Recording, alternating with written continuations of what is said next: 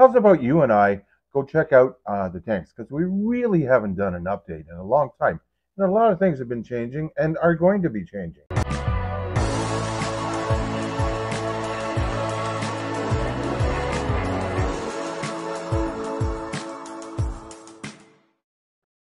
Welcome to Stubbs Aquatics.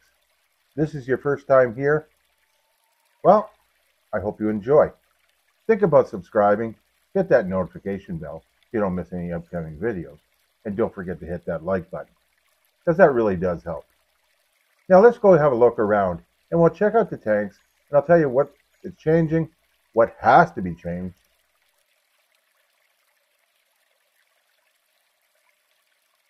Well, I do love this tank. It's the Barb City tank. So rather than me going on like a gas-fed duck, let's get on with the tour. What do you say? I'm really having a problem with my Amazon swords, no matter what fertilizers I use. So I'm just going to expand the Anubias. Now I've just cut them and attached them to the wood. I haven't harmed them in any way. In fact, I'll assisted them in growing by doing so. This truly is one of my most favorite tanks of all. Just simply because I have so many barbs in here. Whether it's my ruby barbs or my tiger barbs, my Odessas, my checker barbs, my cherry barbs. I mentioned there might be a barb or two in there. And of course, a Gara and a couple bristlenose. This truly is, one of those fascinating tanks that you can watch for literally hours. And there's always something different to be seen. Continuing with the tour, we now entered the main fish room. In this fish room behind me is my 125, where I've been attempting to breed my Aurelius barbs. That's not going as planned, but with any luck. The main thing I'll be doing is I'll be adding a bit more plants to it in the near future. Of course, my stem plants are doing great in here. And if you have questions about my Aurelius barbs, I will attempt them one more time before the summer hits. If they still don't breed, I will take some of them out in the summer. I just really didn't want to take that apart, to be honest. I think my houseplants are doing rather well. They've started to root, and well, they're looking good. Any plant that you can add to your tank really helps with the nitrogen level and, well, with the aesthetics. I'm all for that. The next tank we're going to look at is my 90-gallon, just over here. That is one of the tanks that I want to remove all the goldfish from and eventually set it up for something special. Now, as you can see, these Shibboleths don't really want to cooperate, and hence I've had to change my shirt because, well, they soak me. I'll be virtually moving all these fish along. Some I will keep. In fact, I've kept two of these Shibboleths upon request from you viewers. They're in a 15-gallon tank right now. They only have to stay there for a month or two, at which point I'll breed them. I have had to remove all my Odessas from that tank, and in fact, they went to my local fish store. God love them. They've taken, well, probably 140 of them so far, and the rest are, well, they're scattered throughout my fish tanks. So, well, I just don't know if I'm going to breed them again next year. I've just got so many still. The aquarium in behind me, well, the main light isn't on right now. But all these male Shibboleths will be going outside, hopefully within a couple months. As far as the tank itself goes, I will be keeping it running simply because I want to keep it cycled, and I've got lots of plants growing really well in behind them.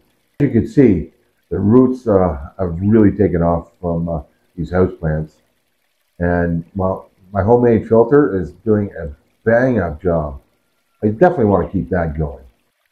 The row of, basically Shibboleth tanks in behind me, well, for the most part, I'm going to move all of them.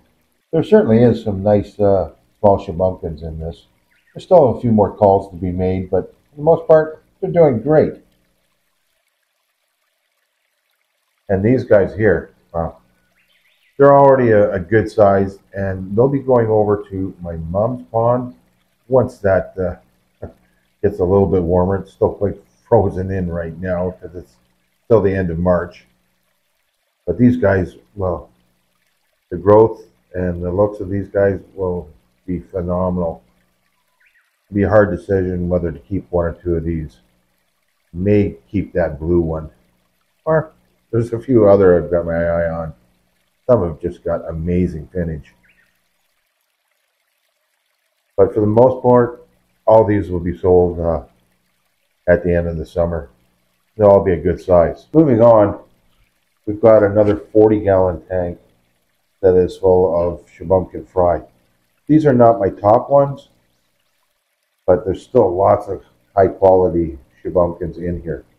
I will keep this tank going along with this one because of all the plants in here, both aquatic and I guess it's terrestrial.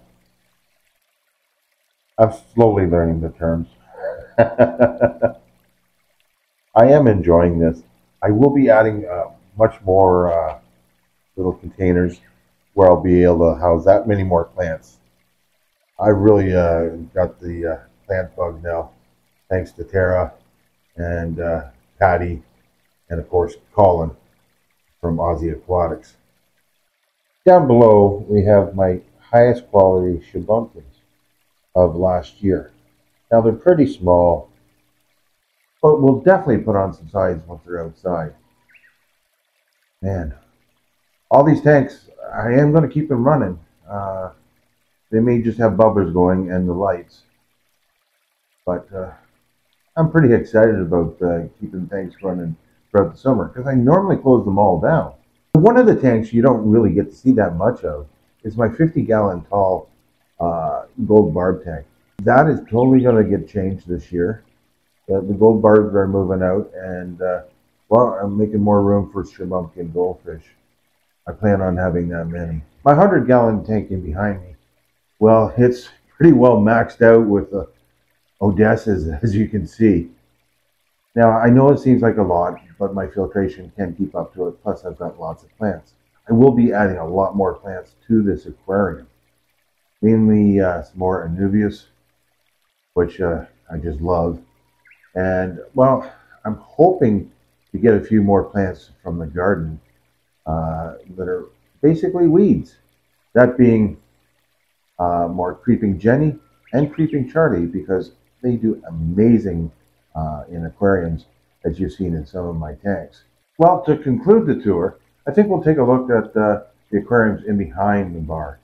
That being another Odessa tank and my temporary housing for my koi.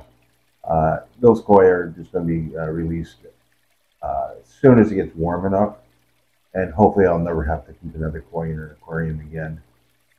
I wanted to add some color, and these guys fit the bill, and they're the right price. I mean, a great price. So I couldn't refuse. And as far as the Odessas in this tank, there's a ton of them, and I'm undecided whether I'm going to breed them or not this year outside, just because I have so many. You know, I do move them on to one local fish store, but that's a lot for one local fish store to handle. So I may have to approach a couple more about selling my Odessas, because I don't sell online, I don't ship. I'm not into that yet. Who knows? You know, everyone knows my Shabunkins all go to one spot, that being Vandermeer's, Ajax, Ontario. They take any and all Shabunkins that I breed. So I'm really happy with them. They give me a fair price, and I get good quality products in return that I'm going to need for my fish throughout the season. Well, if you've enjoyed this video, please remember to hit that like button. It does mean a lot to me, and it really does help me out. Think about subscribing and hit that notification bell. so you don't miss any upcoming videos. Well, thanks again for joining me. Hope you've enjoyed it. Bye for now.